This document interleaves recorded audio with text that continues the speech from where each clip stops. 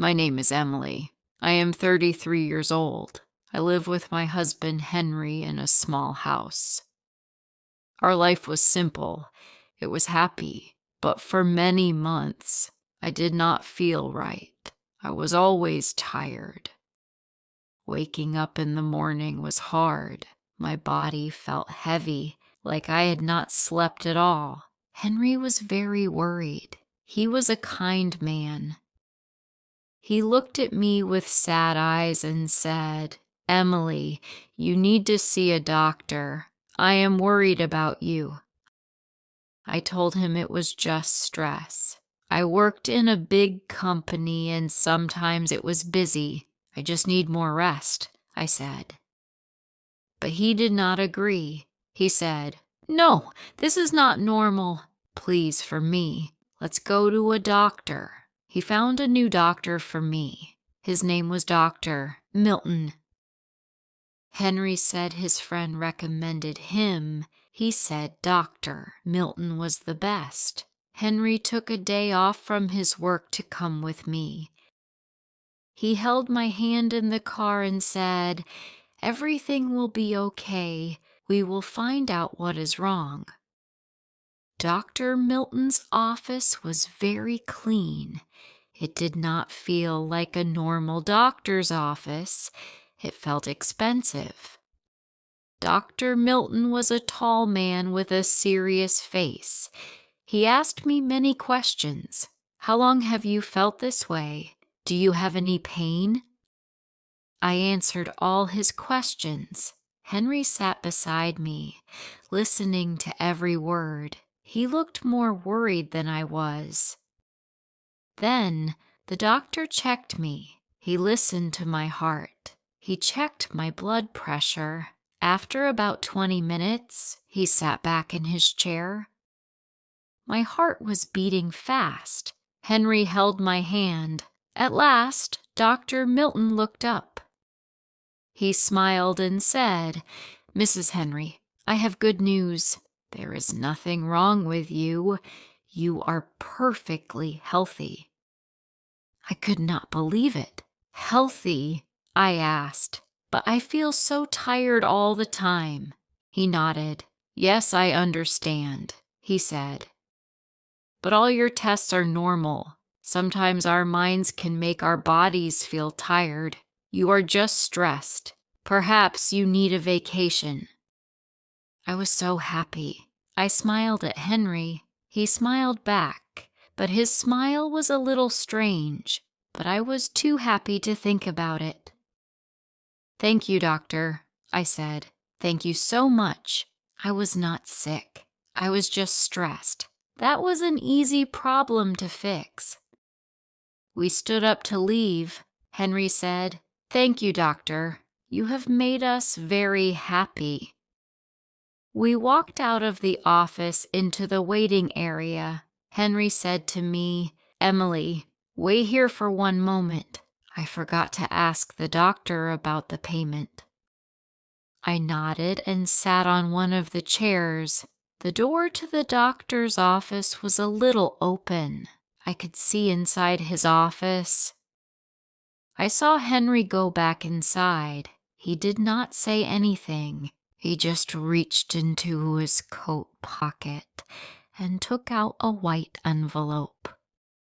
He gave it to Dr. Milton. The doctor took the envelope and quickly put it in his desk drawer without looking inside. Then Henry turned and walked out of the room, closing the door behind him. He came back to me smiling. "Okay, let's go," he said. I was confused. An envelope full of money. Why? Why would my husband give the doctor an envelope full of money after our appointment? The receptionist was at the front desk. People usually pay there. They pay with a card or cash, and they get a receipt. But Henry gave him a secret envelope.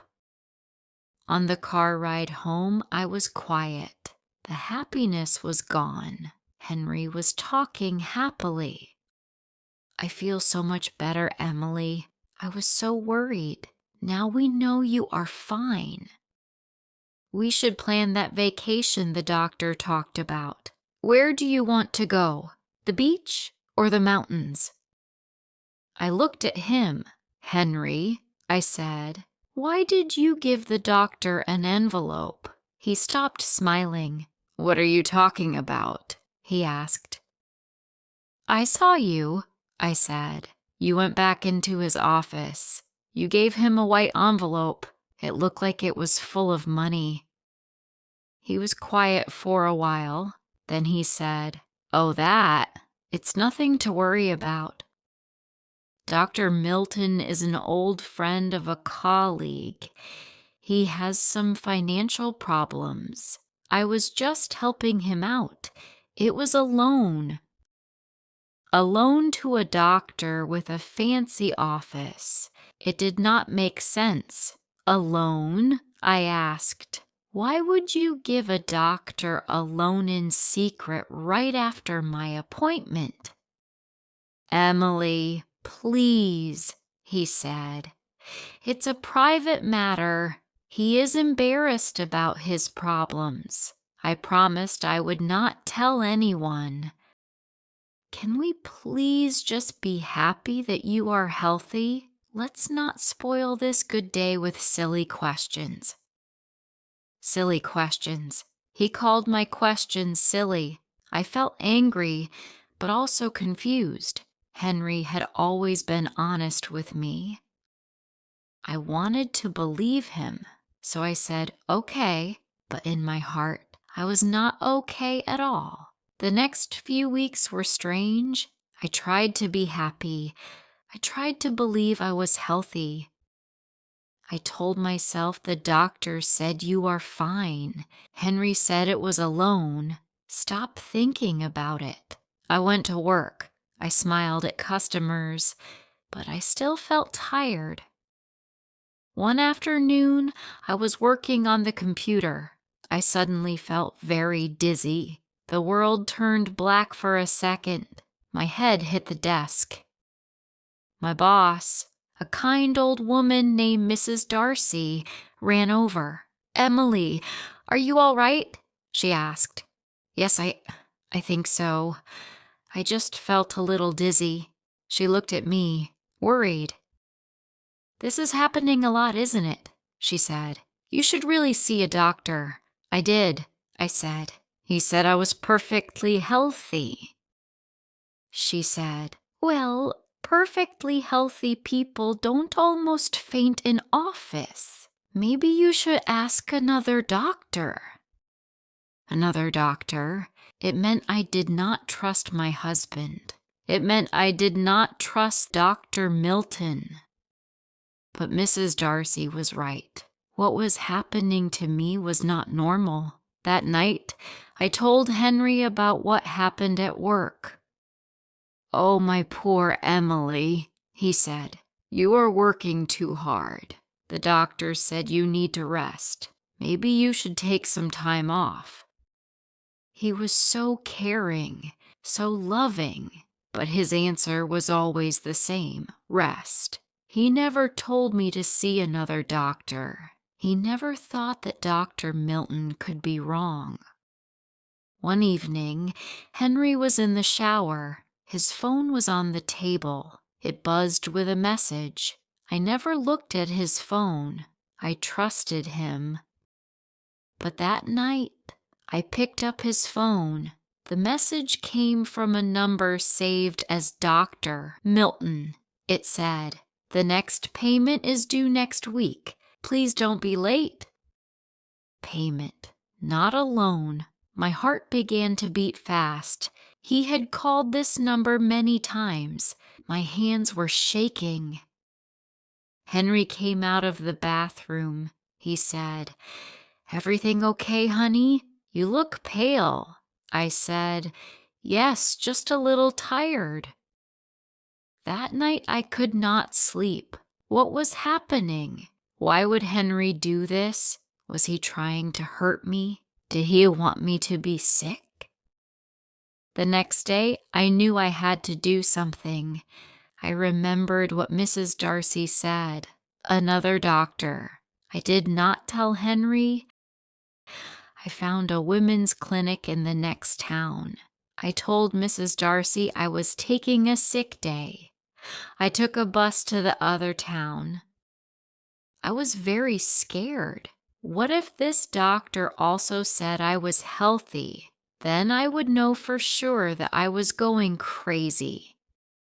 The clinic was busy and very different from Dr. Milton's office.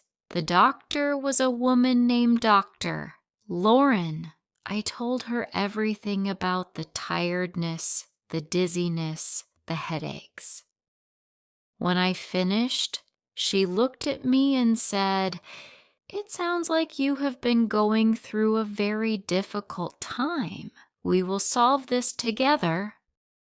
Dr. Lauren did blood tests and other things I did not understand. She said, "I don't want to scare you, but you don't look okay. We must check carefully and make sure it is not something dangerous." It took a few days for the test results to come back. I went to work and acted like everything was normal. Henry was nice to me. He cooked my favorite dinner. He said, "See, you are feeling better, aren't you? A little rest is all you needed." I just smiled and nodded. Finally, the day came to get my results. I took the bus to Dr. Lauren's clinic. I walked into her office. Dr. Lauren was not smiling. Her face looked serious. She asked me to sit down.